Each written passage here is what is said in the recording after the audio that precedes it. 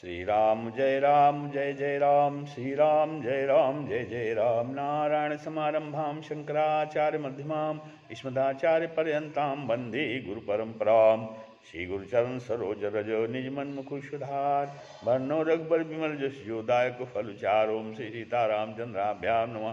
ओम उमा महेश्वराभ्याम नमः। ओम श्री एकादशी दक्षिणेश्वर धाम दरगाह नमः। सत्संग के क्रम में आज जो है कनक थार भरी मंगलनी, कमल करिन लिए मात। चली मुदित परिछन करन, पुलक पल्लवित गात, पुलक पल्लवित गात। धूप धूप धूम नभु में चक भयऊ, सावन घन घमंडु जन उठयऊ। सुर तरु सुमन माल सुर बरसहि, मनहु बालक मनहु खला, मनहु बला के अवलि मनु कर सही। मंजुल मणि में बंद निवारे, मनहु पाक रिपुचाप संवारे। प्रगटहि दुरहि अटन पर भामिनी, चारु चपल धनुजा दम कहीं दामिनी। दुंदुभि धुनि घन गर्जनि घोरा, जाचक चातक दादुर मोरा। सुर सुगंध सुचि बरसहि बारी, सुखी सकल शशिपुर नर नारी। समो जानि गुरु आयसु दीन्हा, पुर प्रवेशु रघुकुल मनि कीन्हा। सुमरि शंभु गिरिजागन राजा, मुदित महीपति सहित समाजा, मुदित महीपति सहित समाजा। तो सोने की थालों को मांगलिक वस्तुओं से भरकर अपने कमल के समान कोमल हाथों में लिए हुए माताएं आनंदित होकर प्रदर्शन करने चलीं। उनके शरीर पुलकावली से छा गए हैं। धूप के धुएं से आकाश ऐसा काला हो गया है मानो सावन के बादल घुमड़ घुमड़ कर छा गए हों। देवता कल्पवृक्ष के फूलों की मालाएं बरसा रहे हैं। वे ऐसी लगती हैं मानो बगलों की भांति मन को अपनी ओर खींच रही हो। और सुंदर मणियों से बने बंदरवार ऐसे मालूम होते हैं मानो इंद्रधनुष सजाए हों। अटारियों पर सुंदर और चपल स्त्रियां प्रकट होती और छिप जाती हैं, आती जाती हैं। वे ऐसी जान पड़ती हैं मानो बिजलियां चमक रही हों। नगाड़ों की ध्वनि मानो बादलों की घोर गर्जना है। अच्छा गण पपीहे मेढक और मोर हैं। देवता पवित्र सुगंध रूपी जल बरसा रहे हैं, जिससे खेती के समान नगर के सभी स्त्री पुरुष सुखी हो रहे हैं। प्रवेश का समय जानकर गुरु प्रसिद्ध जी ने आज्ञा दी। तब रघुकुलमणि महाराज दशरथ जी ने शिव जी, पार्वती जी और गणेश जी का स्मरण करके समाज सहित आनंदित होकर नगर में प्रवेश किया। ओहि सगुन बरसहि सुमन, सुरदुंदुभि बजाय।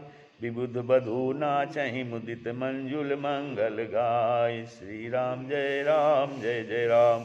तो शकुन हो रहे हैं। देवता दुंदुभि बजा बजा कर फूल बरसा रहे हैं।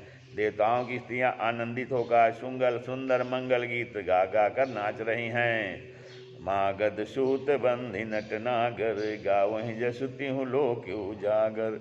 जय धुन विमल वेद बरबानी, दस दिस सुनिए सुमंगल सानी। तो मागध सूत भाट और चतुर नट तीनों लोगों के उजागर सबको प्रकाश देने वाले परम प्रकाश स्वरूप श्री रामचंद्र जी का यश गा रहे हैं। जय ध्वनि तथा वेद की निर्मल श्रेष्ठ वाणी सुंदर मंगल से सनी हुई दसों दिशाओं में सुनाई पड़ रही है। और बहुत से बाजे बजने लगे। आकाश में देवता, नगर में लोग सब प्रेम में मगन हैं। बाराती ऐसे बने ठने हैं कि उनका वर्णन नहीं हो सकता। परम आनंदित हैं, सुख उनके मन में समाता नहीं। तब अयोध्या वासियों ने राजा को जोहार वंदना की। श्री रामचंद्र जी को देखते ही वे सुखी हो गए। सब मणियाँ वस्त्र निछावर कर रहे हैं। नेत्रों में प्रेमासियों का जल भरा है और शरीर जो है पुलकित है। नगर की स्त्रियां आनंदित होकर आरती कर रही हैं और सुंदर चारों कुमारों को देखकर हर्षित हो रही हैं।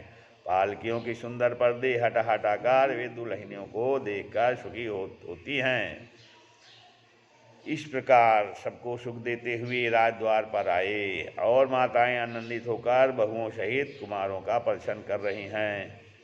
वे बार बार आरती कर रही हैं। उस प्रेम और महान आनंद को कौन कह सकता है। अनेकों प्रकार के आभूषण, रत्न और वस्त्र तथा अगणित प्रकार की अन्य वस्तुएं निछावर कर रही हैं। बधुन समेत देख सुतचारी, परमानंद मगन महतारी। पुनि पुनि सिय राम छवि देखी, मुदित सफल जग जीवन लीखी। तो बहुओं सहित चारों पुत्रों को देखकर माताएं परमानंद में मग्न हो गईं। सीता जी और श्री राम जी की छवि को बार बार देखकर वे जगत में अपने जीवन को सफल मानकर आनंदित हो रही हैं। सखियां सीता जी के मुख को बार बार देखकर अपने पुण्यों की सराहना करते हुए गान कर रही हैं। देवता क्षण क्षण में फूल बरसाते, नाचते गाते तथा अपनी अपनी सेवा समर्पण करते हैं। चारों मनोहर जोड़ियों को देखकर सरस्वती ने उपमाओं को खोज डाला, पर कोई उपमा देती नहीं बना, क्योंकि उन्हें सभी बिल्कुल तुच्छ जान पड़ी। तब हार कर वे भी श्री राम जी के रूप में अनुरक्त होकर एकटक देखती रह गईं। निगम नीति कुल रीति करी, अर्घ पावड़े देत, बधुन सहित सुत परिछ सब चली लवाई निकेत।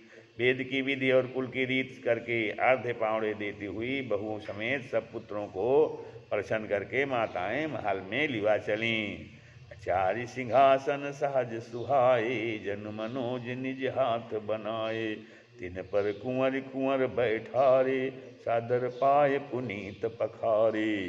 धूप दीप नैवेद्य विधि, पूजे बर दुलहिन मंगल निधि।